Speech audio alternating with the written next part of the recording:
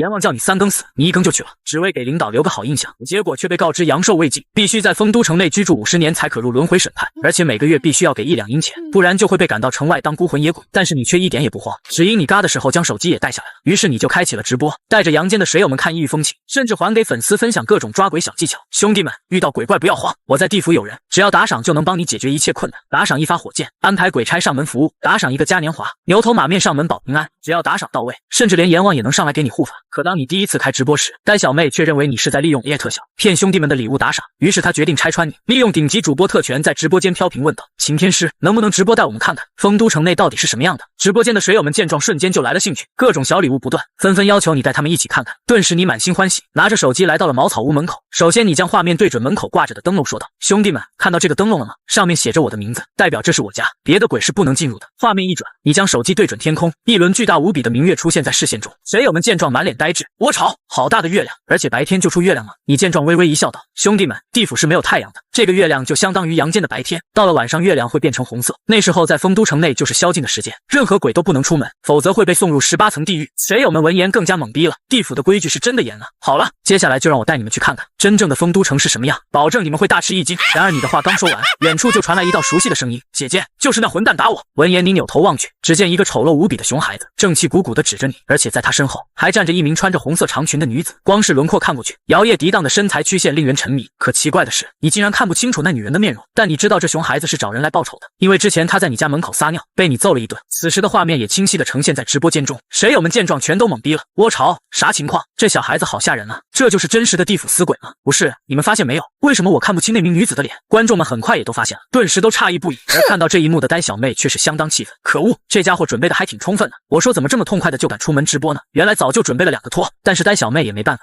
只能找朋友利用技术分析哪些是假的。丰都城内，女子带着冷漠与高傲看着你质问道：是你打了我弟弟？是我。你有理自然不怕，再说了，这可是丰都城，任何鬼都不能在城内动手，否则肯定会被通判司的人抓走。结果女子却缓缓点头说道：你肯承认就好。随后她只是微微抬起左手对着你，结果下一秒你直接跪在地上，仿佛有一座恐怖的山峰压着你。而在直播间水友们的视角中，只见那女子微微一抬手，一股红色诡异的光线忽然从她身上出现，所有人全都感觉自己的头仿佛要炸开一样，那种痛苦让每个人全都心中恐惧。而你上一次体会这种感觉还是在牛头马面身上，但是这女子比他们强太多了。窝巢，要死了，这女人竟然敢在城内动手，而且一点道理都不讲，你好歹问问我为什么要揍你弟弟吧。不过你也是有脾气的人，哪怕是感觉全身都要爆了，也咬着牙一声不吭，倒是硬气。结果女子哼了一声后，再次抬起手掌对着你微微压了下去，那一瞬间你感觉到只要她的手掌压下去，自己就会立刻爆开。就在这时，你隔壁房间的老头连忙大声喊道：仙子手下留情。女子带着质疑目光看向老头问道：你要帮他？结果老头却连忙摆手道：没，仙子别误会，只是这小子昨天刚来的，不懂这里的规矩，惊扰到了皮哥，还请仙子饶他一命。随后老头对着你吼道：臭小子，赶紧跟皮哥道歉，同时还冲你眨了眨眼，那意思很明显了。但你也是个倔脾气，直接吼道：我不道歉，他在我门口撒尿，被我抓住，不仅不悔过，反而装傻充愣，我好心不予追究，他却威胁我。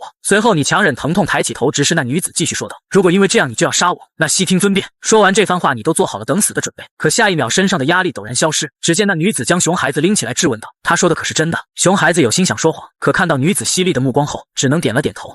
女子一巴掌就扇在了熊孩子屁股上，直接把他打哭了。随后目光中带着歉意看着你说道：公子十分抱歉，今日是小女子轻信了这孩子的一面之词，这枚养魂丹你拿去，算是小女子的补偿。说罢，女子拎着熊孩子就消失了，仿佛瞬移一样。而你的手中也出现了一枚散发着淡淡荧光的绿色丹药。直到女子消失之后，直播间的水友们才终于感觉自己好了。窝巢，刚才到底怎么回事？怎么我感觉脑袋都要炸了？这女鬼太恐怖了吧！而且刚才她抬手身上出现的光是什么呀？不过浩哥你是真的刚啊，女鬼这么恐怖你都敢对着干，浩哥真男人。但你却没有搭理水友们，只是呆呆地看着手中的丹药，而且有一种立刻想要吞到嘴里的冲动。忽然听到隔壁房间的老头喊道：小子，这丹药你可千万不要吃，否则你会爆开的。你闻言狐疑地看着他问道：这不是养魂丹吗？吃了应该是治疗我刚才受伤的灵魂吧？老头却摇头说道：非也，养魂丹是好东西，但以你如今的灵魂躯体，根本无法承受其药效。随后老头满脸心疼地说道：罢了，认识你算我倒霉，你把养魂丹给我，我给你10枚其他丹药，足够修补你刚刚受伤的灵魂精气。老头说这话的时候，好像自己吃了很大的亏来帮你一样。直播间的水友们也纷纷发弹幕说道：这大爷人真好啊，要不是他关键时刻求情，浩哥就被那女鬼弄死了。这时你也觉得这老头虽然脾气古怪，但人是真不错。可当你准备跟对方交换丹药的时候，忽然瞥见了老头的嘴角微微勾起一抹弧度，瞬间你就改变了主意，直接假装摔倒，顺手将丹药塞进嘴里吞了下去。老头看到这一幕瞬间怒了：庶子，你故意的是不是？然而你怎么可能会承认？坏了，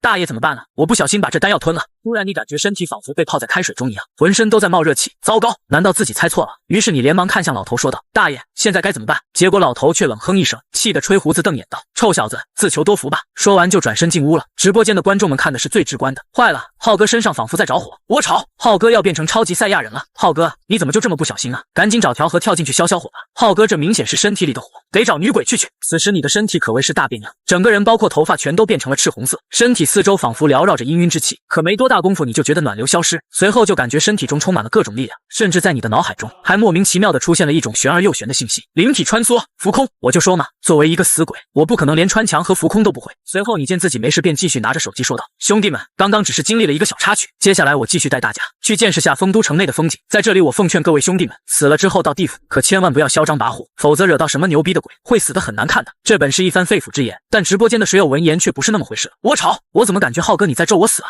浩哥，别这样，都是兄弟。心心念念巴基达打赏主播火箭1发，狐狸不是妖打赏主播火箭2发，尘烟如梦打赏主播火箭3发，刷刷刷，瞬间满屏的礼物打赏。如果说之前还有很多人对于你死鬼的身份产生怀疑，现在几乎没有人敢怀疑了，都被那女鬼搞出心理阴影了。而你见到这么多礼物，心中也是狂喜。虽然刚刚被女鬼欺负，但人家道歉了，自己也赚到钱了。果然，直播行业只有卖惨和套路，才能让观众产生共鸣。然而呆小妹却不服，你们疯了呀？为什么要给她打赏？虽然她刚刚也是头疼欲裂，但她以为是每天熬夜直播头疼的老毛病犯了，跟那个骗子和那什么女鬼根本没有关系。于是呆小妹连忙询问自己那朋友：“老刘，你看出什么端倪没有？我好拆穿他们。”呆姐暂时还没发现什么。顿时呆小妹很不爽的嘀咕道：“细狗，你这技术行不行啊？”结果她直播间的粉丝闻言流出了伤心的眼泪。呆姐怎么知道我是个细狗？呜呜，这事都传开了吗？这时你正准备前往丰都大街，突然隔壁的房门又打开了，老头满脸不爽的从屋内走了出来。你笑眯眯的打招呼道：“大爷，要出门吗？一起去逛逛啊。”老头却冷哼了一声，似乎对你意见很大。你不知道自己哪里得罪了他了？不就是没跟你换丹药吗？至于这么不爽吗？不过一想到老头刚刚为你求了情，于是你舔着脸笑道：“大爷，刚刚我真不是故意的，你别放在心上。刚才我家里人给我烧了阴钱，这2两您拿去买点香烛和贡品吃，感谢您刚才仗义直言。”你从手机直播软件中将自己的余额提现到天地钱庄，你的手中直接出现2两阴钱，这就是你手机最变态的功能。虽然换算比例是1万比1，但只要你想提取，随时能让钱财出现在你手中。原本还对你很不爽的老头看到钱后，结果后直接揣进了裤兜，嘴里还笑眯眯的说道：“你这孩子，咱爷俩都是邻居，说这么见外的话干嘛？”随后一老一小走在街上，你看着杨老二问道：“二爷，咱丰都城不是有规矩吗？任何鬼魂在城内都不准动手，否则会被通判司抓走。可刚才那女鬼为什么就敢动手啊？”杨老二闻言似笑非笑说道：“规矩是死的，难道你活着的时候没听说过？总有那么一些人是有特权的。”你闻言连忙问道：“刚刚那位是？”杨老二摇了摇头说道：“这么说吧，哪怕钟馗大人和陆判官见到那位都得低声下气问好。”你瞬间秒懂，而且心里的想法更加坚定了：当官一定要在地府当官，老子也要做一个有特权的鬼。随后你准备跟直播间的人聊2句，结果看向手机时，却发现自己的直播间竟然中断了，因直播间涉嫌违规内容，封禁直播24小时。你见状摇了摇头，封就封吧，反正手里有了30两阴钱，明天到时间了自己再开播好了。于是你收起手机，跟杨老二聊了一会之后，就去通判司找牛头马面了。因为之前他们说你嘎的时候丢了一魂魄，打算让他们帮忙，但你却不知道此时阳间却吵翻天了。本来你的直播间内500万室友都等着你带他们去看看传说中的丰都城呢，结果超管就把直播间给封了。我操，超管你牛逼，居然敢封我浩哥的直播间，不怕浩哥晚上去找你？所有人全都在怒骂超管。此时超管部门内的孙伟正瑟瑟发抖：“经理，我好像犯了众怒，现在很多人在加我私信骂我怎么办？”经理蒋天闻言冷哼一声：“不用搭理他们，现在立刻给我查是谁拿走了擎天师的账号，这帮人竟用这种手段宣传封建迷信，绝对是同行眼红，冲我们来的。”结果隔壁技术组的人立刻汇报道：“经理，我们都查过了，没有任何修改的痕迹。”蒋天闻言皱眉道：“将所有资料打印给我一份，我去一趟王总办公室。”结果刚汇报，王子山也是沉思了起来：“还有这种事，看来是有些吃里扒外的人啊。这件事你做得很好。”然而蒋天却继续问道：“王总，如果对方明天还开直播怎么办？”结果王子山连头都没抬：“那就一直封。通判司，你是第2次来这里了，所以很快就找到了地方。”牛头看到你就问道：“小子，又有什么事？”嗨嗨，牛头大哥，马面大哥，小弟这不是许久不见，想念2位大哥了吗？这是兄弟刚买的贡品，拿来给2位大哥尝尝。马面很清楚你为什么会来，直接问道：“你小子还算懂事，说吧，你能出多少钱？”你嘿嘿一笑道：“不瞒2位哥哥，兄弟我家里刚刚给我烧了点钱，如果请2位出手的话，要多少才能拿回我那缺失的一魂？”马面很干脆的伸出2根手指：“20两银钱，3日之内保证帮你拿回那一魂。”闻言你沉思了一下说道：“成交，不过咱们得说好，等你们拿回我那一魂才能给钱。”一旁的牛头耿直的点头道：“那是自然，一手交钱一手交魂。”马面却疑惑的问道：“小子，你家里在阳间是富贵家庭？”闻言你低声叹道：“不是，但如果我拿不回自己那一魂，就活不过了3个月，只能拜托2位好哥哥。”牛头马面笑眯眯的点了点头，看着你的目光就跟看财神一样：“明日我2人就去阳间勾魂。”你闻言抱拳感谢，随后转移话题问道：“2位好哥哥，我想跟你们打听一下，怎么才能在地府混个一官半职？耿直的牛头咧嘴笑道：秦兄弟，这是你找我们哥俩就对了，整个地府什么官职我们都可以买到。你闻言期待着问道：如果我想和二位哥哥一起共事，不知道得花多少钱？结果马面却嘿嘿一笑道：想要入我通判司，只需要200两银钱。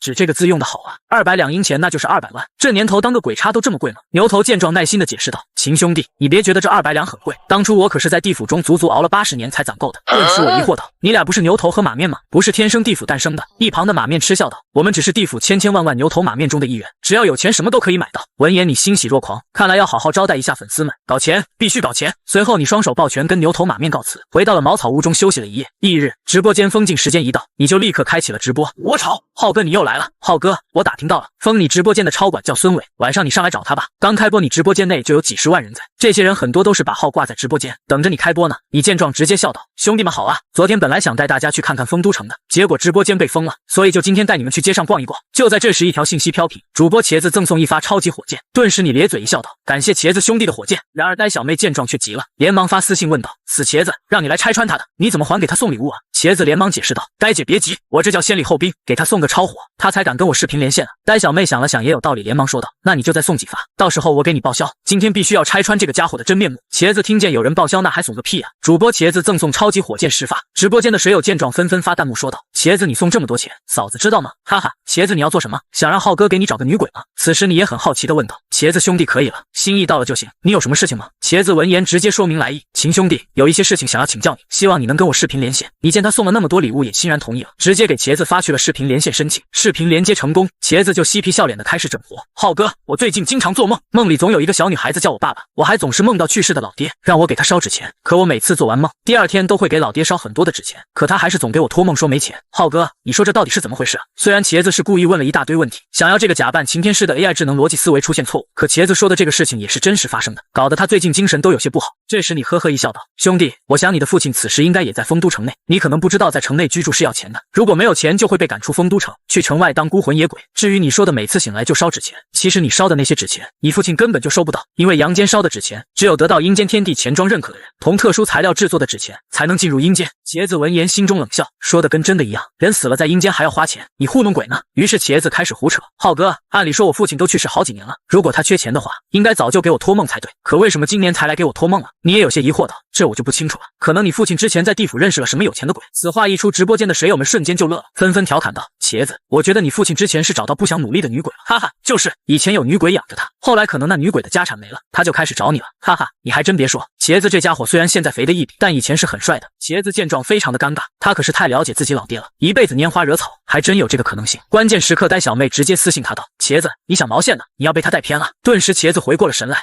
差点被带偏了，我可是来拆穿他 A 身份的。可当茄子刚准备继续整活时，却听见你问道：茄子，你父亲叫什么名字？昨天我认识2位在地府当差的好哥哥，明天我请他们帮忙查一下你父亲，如果能找到的话，我让你父亲过来跟你说一下如何？茄子顿时懵逼了，让自己那死鬼老爹跟自己说话，但呆小妹却兴奋坏了：茄子，你快答应他呀，这多好的机会啊，正愁找不到机会拆穿他 A 的身份。茄子瞬间就反应了过来，连忙说道：那就辛苦浩哥了，帮我找下我父亲，他去世这几年我是真的很想念他，似乎是怕你不敢接。茄子也是花了血本，主播茄子赠送超级火箭10发，顿时你就乐了，这小子会来事啊，前后21发超火，让你赚了31两银钱，购买鬼差官职又进了一步。就在这时，又有10发火箭霸屏并附带弹幕：浩哥，你昨天不是说找不到吗？你见状连忙说道：小姐姐，你姑奶奶是叫陈若水对吧？昨天我认识了牛头马面，可以花钱请他们帮忙查询，最快明天我肯定会给你消息。陈婉一看到消息后连忙说道：是的，非常感谢。就在这时，茄子却嘿嘿一笑道：浩哥，当鬼到底是什么感觉啊？你会不会穿墙啊？当鬼的穿墙应该是基本功吧？直播间的水友们也兴奋了起来。我操，浩哥你会穿墙了？这尼玛不给兄弟们展示下，啥也别说了，请浩哥开始你的表演。香蕉小巴拉赠送火箭1发，哥你快点赠送火箭1发。阿姨我来了，赠送火箭1发。瞬间直播间内满屏的都是礼物，你那叫一个开心啊！既然兄弟们都想看，那咱就展示一个。正当你准备展示的时候，忽然看到茄子的直播间内出现一个粉嘟嘟非常可爱的小女孩，她趴在茄子的后背上，正好奇又怯生生的看着你。你见状下意识的问道：茄子，你女儿多大了？茄子顿时一愣，女儿？我没有女儿啊，我就一个儿子。顿时你就看着视频中的小姑娘问道：茄子，你身后这小姑娘不是你女儿吗？直播间的观众全都懵逼了，浩哥你在胡说什么呀？茄子身后哪有人？而茄子也立刻明白了，忽悠，接着忽悠，他直接站起来转了几个圈说道：浩哥，我拿你当兄弟，你拿我当傻逼吗？这时呆小妹却兴奋坏了，哈哈，要露出破绽了。茄子干得漂亮，这 AI 程序明显不行啊！你看着直播间的弹幕也疑惑了，这些人看不到那个小女孩吗？那这小女孩是个鬼？于是你直接问道：小宝贝，你能听到叔叔说话吗？这时茄子却嘴角冷笑：你这表演有点拙劣了呀！虽然我知道我很帅，但你这么叫我小宝贝，我就忍不了了。然而他刚准备说话，却忽然之间愣住了，因为茄子明显的感觉到自己的脖子后面忽然出现一个怯怯的声音，听得到。小女孩点了点头，说完话就躲在了茄子的背后。茄子怪叫一声，猛然回头，却发现身后什么都没有。不明所以的观众也彻底懵逼了。不是茄子，你叫什么呀？一句小宝贝你就这么激动，老子是恶心啊！我一个猛男被叫小宝贝，你知道我什么心情吗？然而这时你却呵呵一笑道：茄子兄弟，看来你能听到啊。茄子怎么可能承认？不，我什么都听不到，刚才只是被蚊子咬了一口。然而小女孩看到茄子这样子，却说道：叔叔，你别欺负我爸爸。你闻言连忙问道：茄子是你爸爸？小姑娘点了点头，我还有妈妈，她在外面带弟弟玩，只是他们都不跟我说话。小姑娘很伤心，那苍白的娃娃脸上满是泪痕。顿时你明白了，这小女孩确实是茄子的孩子，可能因为某些意外去世了，茄子一家人根本就看不到她。这时直播间的水友们却突然问道：浩哥，你在跟谁说话呢？难道茄子真的有个小女孩？细思极恐啊！这时茄子有些生气的说道：兄弟，别装了，你这演技有点拙劣了，咱没节目就别硬整行不行？你对茄子的反应也是理解，毕竟看不到的东西不会相信。可这时候小女孩却说话了：叔叔，你能帮我问问爸爸，我叫什么名字吗？我经常晚上问爸爸，可是他不回答我，他们是不是真的不喜欢我呀？说着说着小女孩又哭了，顿时你有些郁闷了，因为根本不知道该怎么办。于是你叹了口气说道：茄子兄弟，你等我几分钟好吗？我有个事情跟你说。你决定去隔壁问下杨老二，他在地府时间长，应该会一些手段。茄子虽然不知道你要干什么，但是也没拒绝的说道：好，我等你几分钟。因为呆小妹此时正在他耳机里疯狂大笑。茄子答应他，看看他搞什么鬼。你见茄子同意了，于是跟观众们说道：各位兄弟们也等我几分钟，我出去一趟马上回来。说完你就出门找杨老二。而杨老二听到关于小女孩的事情皱眉说道：他肯定是还没出生的时候就胎死腹中，导致没有名字登记在地府，所以没有资格进入地府轮回。你闻言连忙问道：怎么才能让他入地府轮回呢？杨老二捋着胡须说道：很简单，让他的父母准备特殊仪式给他赐名，再找高人开阴路，将他的姓名和生辰八字送到地府之中，随后他的父母为他树立供奉，公足749日香火，小姑娘就可以顺利进入地府进行轮回转世了，得到自己想要的信息。顿时你开心不已，谢谢二爷。随后你又问道：二爷有什么办法能让阳间的人看到鬼魂？杨老二嘿嘿一笑道：很简单，想要短暂的见到孤魂，只需要在额头上抹上一点泥土，然后低头从裤裆下面往后看，很大概率就能看到孤魂了，这个叫倒挂鹰眼。你连忙谢道：谢谢二爷。这杨老二虽然有时候黑，但关键时刻还是靠谱的。不客气，你小子要是有心。杨老二心说老子帮你这么大忙，你不得表示表示啊。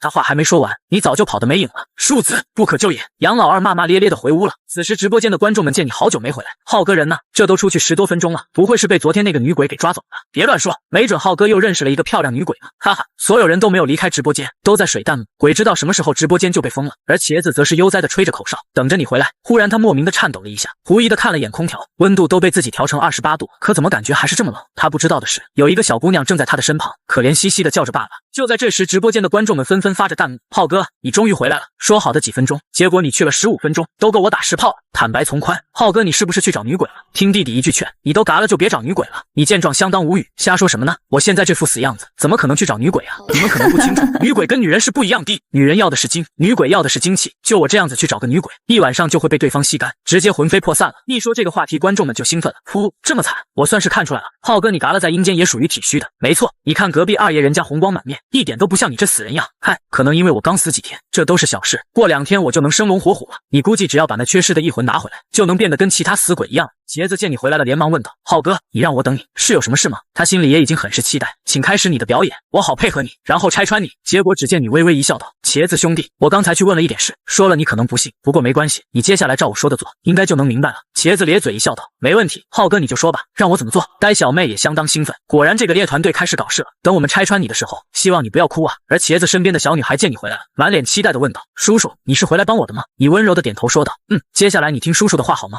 小女孩用力的点了点头。两人的对话让直播间的观众们莫名其妙，而茄子和呆小妹则是冷笑：装，你丫再装，看你能装到什么时候。于是茄子催促道：浩哥，你就说我该做什么吧。你呵呵一笑道：茄子，你先去门口的地上挖一小块泥土回来吧。观众们不明所以，浩哥，你到底要搞什么呀？难道你想教茄子玩泥巴？哈哈，是不是得用尿搅拌一下，这样才正宗？而茄子则乐了，挖泥巴，这团队到底是什么脑回路啊？不过既然准备配合对方，他也就无所谓了，直接转身出去了几分钟，然后回到直播间。茄子将手里的泥巴举着说道：浩哥，泥巴挖回来了，接下来该怎么做？你见状点了点头说道：茄子，你将泥巴点在你的眉心上，然后你站起来低头从胯下往后看，看了之后你就能知道了。说这话的时候，还跟小女孩说了一句：“宝贝，你去站到你爸爸身后去。”小女孩很听话的点了点头。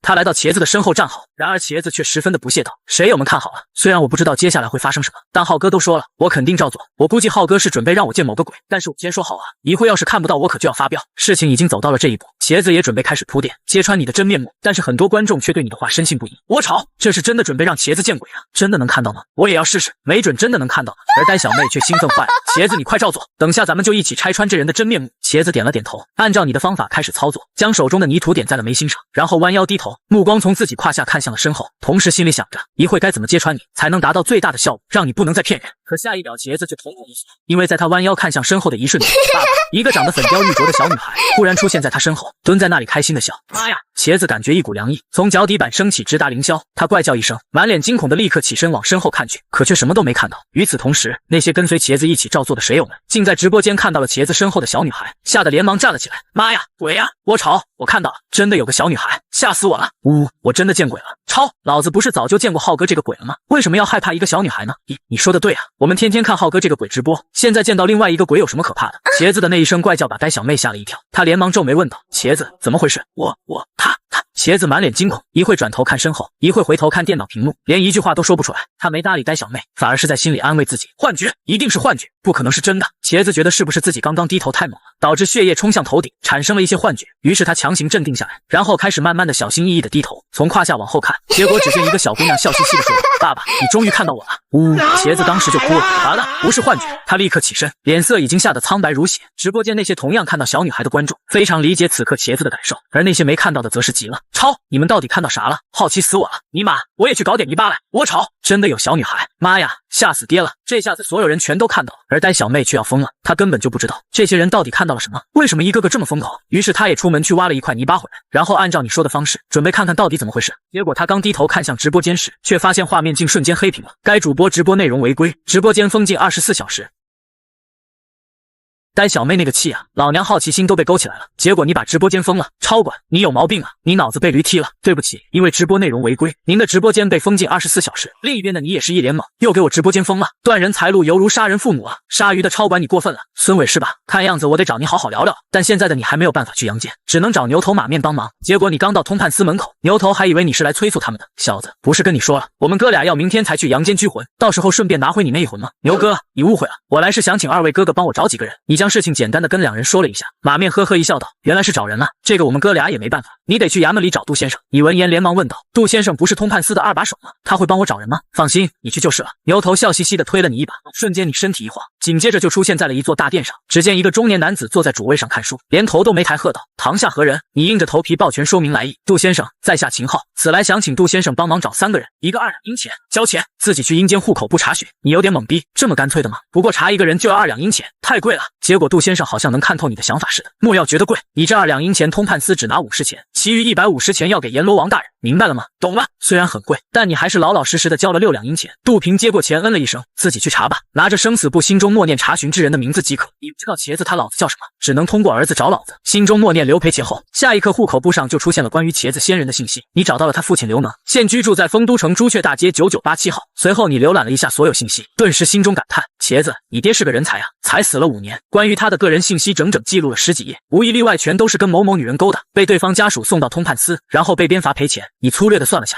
茄子老爹这欠下的银钱足足有48两，难怪一直给茄子托梦烧钱，感情是在下面欠了这么多风流债。随后你又寻找超管孙伟的先人，哟，他爹死了。这小子年纪不大，没想到老爹死得这么早。孙德胜竟然跟自己住在一个地方，一会也去找他一趟，让他托梦给他儿子说一下。还有一个叫陈若水，死于50年也不知道投胎没有，信息很快就出来了。结果一看，足足有几万人都叫这个名字，顿时你只能拿出手机给狐狸不是妖发了一条私信：你叫什么名字？你爷爷叫什么？身在魔都的陈婉仪，一看是你给他发的私信，连忙回道：我叫陈婉仪，我爷爷叫陈一农。你问这个做什么？你一边查询一边回复道：我在找你姑奶奶，但跟他同名的人太多了，需要他家人的信息才行。陈婉仪看到这立刻紧张了起来：找到了吗？但是你没有回回答只是皱眉看着生死簿，上面只有陈若水的生辰和去世的时间，其他竟然全都是不详。这什么情况？你想要找杜平问一下，可一抬头却发现对方不知道什么时候已经离开了，顿时你无语了。都没有售后服务吗？随后你离开了大殿，来到门口想问下牛头马面。闻言牛头也有些疑惑道，还有这种事？居住记录都没有。而旁边的马面却说道，有的鬼魂进入地府之后，并不会选择到丰都城内居住，这些人的信息就不会记录在阴间户口簿上。顿时你更加疑惑了，人死之后变成鬼，不是都会进入丰都城吗？这时马面却说道，自古以来有不少在阳间影响力很大的人物，进入地府之后都不会进丰都城，我只能告诉你，阴间大到你无法想象。说完之后，两人就把你撵走了。你也准备去找茄子老爹聊一聊。路上你拿着手机，将关于陈若水的事情跟陈婉仪详细的说了一遍。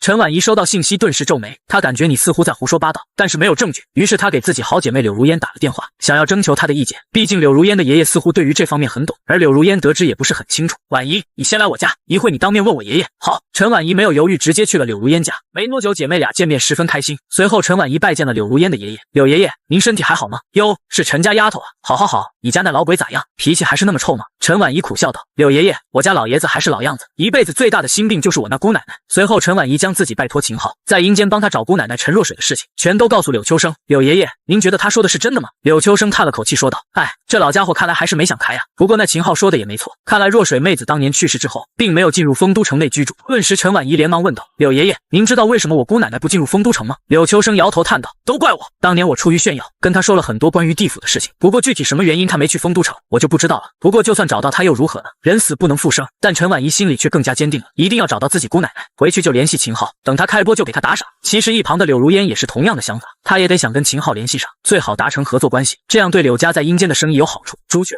丁字胡同9987号茅草屋，你刚到却发现这里非常的热闹。刘能，你有能耐勾引寡妇，怎么不敢出门？你特瞄得出来啊！该死的刘能，再不给钱，老子就去通判私告你。姓刘的，当初你说要跟老娘双宿双栖，老娘现在被赶出来了，你倒当起了缩头乌龟。你赶紧出来！你听了一会顿时乐了，原来这些人都是来找刘能要钱的呀。看这样子自己还是不要上前的好，万一被当成是刘能的亲戚，被这些人缠上就麻烦了。于是你在不远处的茶摊上找了个位置，小二，来点香烛和贡品，再来壶酒。店小二连忙说道，好嘞，客官稍等。没一会香烛和贡品上桌，你点燃香烛猛地吸了一口，非常的爽，又拿起贡品水果尝了一口，还别说味道相当甜。随后你向小二问道，还有什么其他吃的吗？客官，咱们这有牛羊肉，有阴米饭，不过价格有点贵。我炒，阴间有牛羊肉还有米饭，作为一个南方人顿顿离不开米饭，哥们现在有钱，给我来一份牛肉，来一碗米饭。好嘞，客官，一共是83钱，您给80钱就好。我炒，还真不便宜啊，100钱是1两阴钱，这可是1个月的房租啊。随后一边吃着美食，一边欣赏刘能门口骂街的场景，还颇有一番滋味在心头。或许是见刘能一直不出门，在他门口的那些人骂骂咧咧的逐渐离开了，于是吃好喝好的你来到门口喊道，刘能，是你儿子刘培杰让我来找你的，你要是不出来我可就走了。是呀，刘能从里面探出头来看着你问道，你真是我儿子找来的？你点了点头说道，你不是一直托梦给你儿子让他给你烧钱吗？刘能闻言顿时就相信，看来真的是了，那臭小子总算还知道心疼他老子。钱呢？你淡淡的撇嘴道，没钱，你儿子只是让我来找你，看你在地府过得如何，没说要给你钱。顿时刘能怒吼道，逆子啊，好歹我也是他老子，竟然能做出这种事来。就在这时你却说道，不过你儿子说让你明日跟他见一面，到时候你需要多少钱直接跟他说就行，拿人钱财替人消灾。茄子给你打赏了21个超级火箭，这个是得帮。结果刘能却嗤笑道，我可是死人，根本就不能跟我儿子见面，光是给他托梦我都去轮回司那边花了不少钱。你不愿意跟他啰嗦，直接说道，信不信由你，明日宵禁结束后你去玄武坊丙字胡同9998号找我，我自然能让你见到你儿子。说完你就走了。刘能看着你的背影，脸上露出纠结的神色，到底要不要去？回到玄武坊，你找到了超管孙伟父亲的住所，在茅草屋门口喊道，孙德胜在家吗？来了，